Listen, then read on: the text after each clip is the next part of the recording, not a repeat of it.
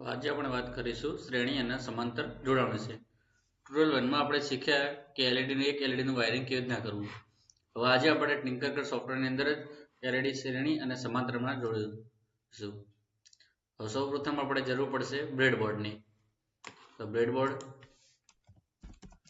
આપણે લઈ લઈશું. ચલો બ્રેડબોર્ડ લીધું આપણે.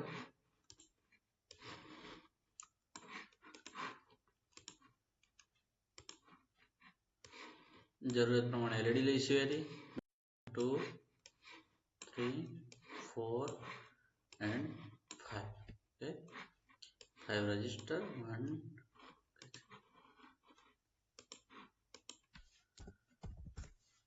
220 ઓહમ રેઝિસ્ટર વેલ્યુ આપણે આપીશું. ઓકે,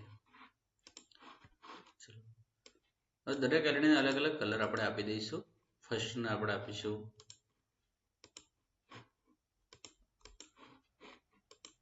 ગ્રીન, સેકન્ડને યલો, થર્ડમાં ઓરેન્જ, બ્લુ, રેડ. ઓકે, ચલો ફર્સ્ટ આપણે વાયરિંગ કરીશું. સૌથી પહેલા મૂકીશું આપણે ગ્રીન કલરની એલઈડી. બીજા નંબરે મૂકીશું આપણે યલો કલરની એલઈડી, ઓરેન્જ, બ્લુ અને પછી મૂકીશું આપણે રેડ કલરની એલઈડી અને એક રજિસ્ટર મૂકીશું નેગેટિવ પોઈન્ટ. ઓકે, ચલો હવે તમને શીખવાડી દે પ્રમાણે આ ટર્મિનલ છે માઇનસ છે નેગેટિવ એન્ડ આ પોઝિટિવ. હવે આપણે શ્રેણી કનેક્શન દેખીશું. તો શ્રેણી કનેક્શનમાં સૌ પ્રથમ આપણે પહેલી જ એલઈડીનો જે માઇનસ છે એને આપણે ડાયરેક્ટ માઇનસ વાયરિંગ કરીને માઇનસ વાળા પોઈન્ટમાં આપી. હવે એના પ્લસ છે, પહેલી એલઈડીનો પ્લસ, આપણે એને જોડીશું બીજી એલઈડીના માઇનસ સાથે.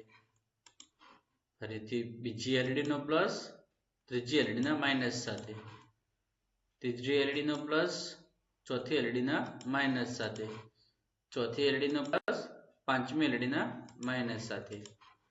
અને એવી જ રીતે જે પાંચમા નંબરની એલઈડીનો પ્લસ વધે છે એને આપણે આપીશું પ્લસ સાથે.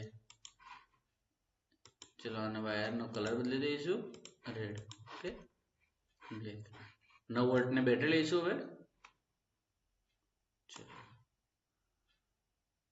9 વોલ્ટ બેટરી આપે. ચલો હવે આપણું થઈ ગયું શ્રેણી કનેક્શન. સ્ટાર્ટ સિમ્યુલેશન પર ક્લિક કરીશું, ચેક કરીશું કે શું થાય છે. ચલો 5 એલઈડી ગ્લો થઈ છે. કંટ્રોલ પ્લસ કરીને ઝૂમ કરીને ચેક કરીશું. ચલો 5 એલઈડી ચાલુ છે આપણી. ચલો સ્ટોપ. હવે શ્રેણી કનેક્શનમાં આપણે દેખીએ કોઈ વચ્ચેની કોઈ ખરાબ એલઈડી છે, ખરાબ થઈ ગઈ છે અથવા રિમૂવ છે. ચલો આ એલઈડી નું વાયરિંગ આપણે બ્રેક છે એમ માની લઈએ. ચેક કરીએ તો વાયરિંગ ખોટું થઈ ગયું છે તળનું. તો દેખીએ એલઈડી ચાલુ થાય છે કે નહીં થતું.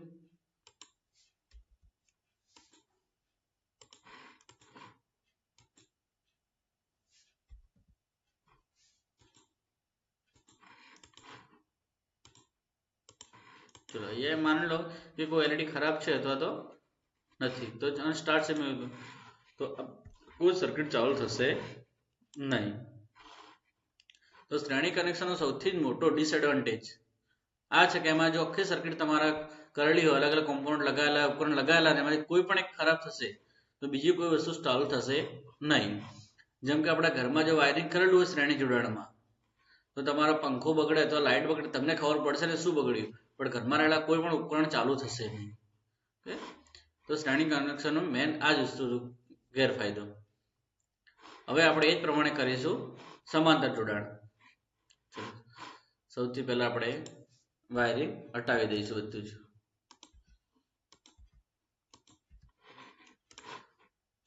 બ્રેડબોર્ડ અને બેટરી રાખીશું. ફરીથી આપણે હવે 3 એલઈડી લઈશું સમાંતર જોડાણ માટે અને 3 રજિસ્ટર અલગ અલગ લઈશું.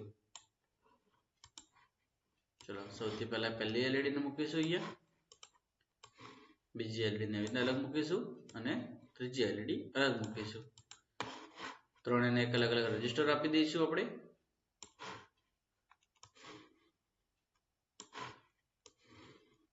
ત્રણેયને અલગ અલગ રજીસ્ટર આપી ગયા.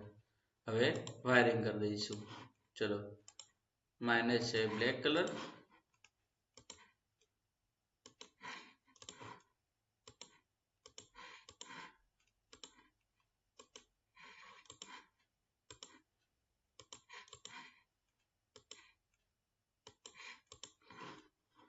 ચલો હવે આપીશું પોઝિટિવ ને, તેને આપણે રેડ કલરથી ઇન્ડિકેટ કરીશું.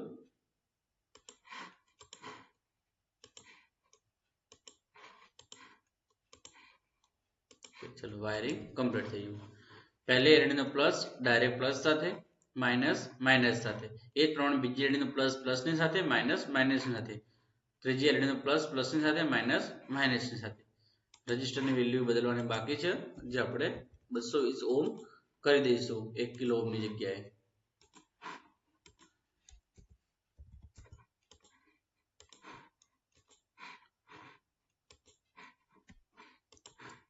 કોઈ પણ કોમ્પોનન્ટની તમારે એલઈડી એની વેલ્યુ અથવા તો કલર બદલવો હોય તો તમારે એ કોમ્પોનન્ટ ઉપર ક્લિક કરવાની છે, રાઈટ લેફ્ટ ક્લિક કરવાની તમારે. ચલો, હા બદલાઈ ગયું. ચલો એકવાર સ્ટાર્ટ સિમ્યુલેશન કરી ચેક કરીશું. ત્રણે એલઈડી ચાલુ થઈ ગઈ છે. ઓકે, હવે આની અંદર દરેકનું પોતાનું સ્વતંત્ર અલગ અલગ રીતે વાયરિંગ કરેલું છે. જેમ કે જો બીજા નંબરની એલઈડી ખરાબ છે અથવા તો નથી વાયરિંગ થયેલું કોઈ છે અને સ્ટાર્ટ સિમ્યુલેશન તો બાકીની બંને એલઈડી ચાલુ થશે. તો આ પ્રમાણે આપણે ઘરમાં વાયરિંગ કરેલું હોય છે. જેમ કે ઘરમાં પંખો ખરાબ થાય છે તો બાકીની એલઈડી લાઇટ કોઈ વસ્તુ ખરાબ થતી નથી. તો શ્રેણી કરતા સમાંતર જોડાણમાં આ ફાયદો છે. પણ સમાંતર જોડાણનો એક ગેરફાયદો છે, ગેરફાયદો એક છે ખર્ચાળ પદ્ધતિ છે, વાયરિંગ ની જરૂર વધારે પડે છે એમાં. ઓકે,